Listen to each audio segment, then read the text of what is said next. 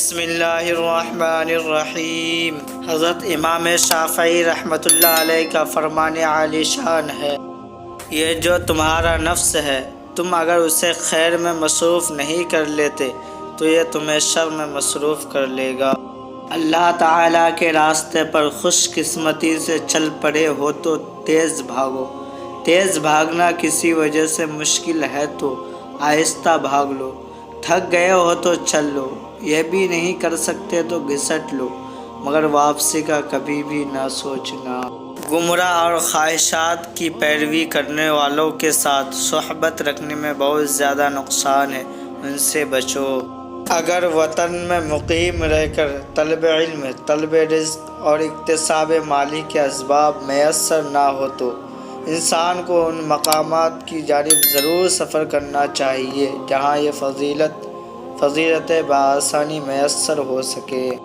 غور و فکر کرو، عقل بڑھے گی۔ غصہ کو قابو کرو، طاقت بڑھے گی۔ شہوت سے اجتناب کرو، ایمان بڑھے گا۔ نفس کو قابو کرو، عدل بڑھے گا۔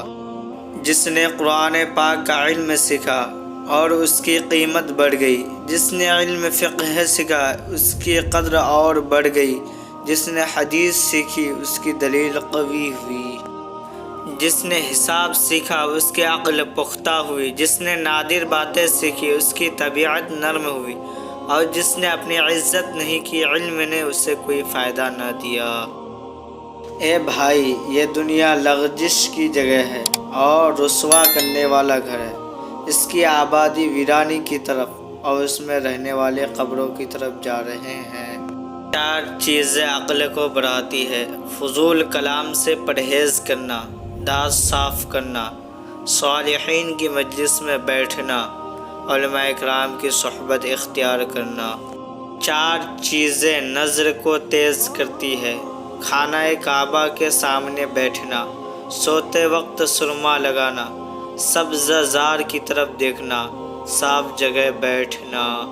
4 چیزیں بدن میں قوت پیدا کرتی ہے: گوشت کھانا، خوشبو سونگھنا، کثرت سے غسل کرنا، سوتی کپڑا پہننا۔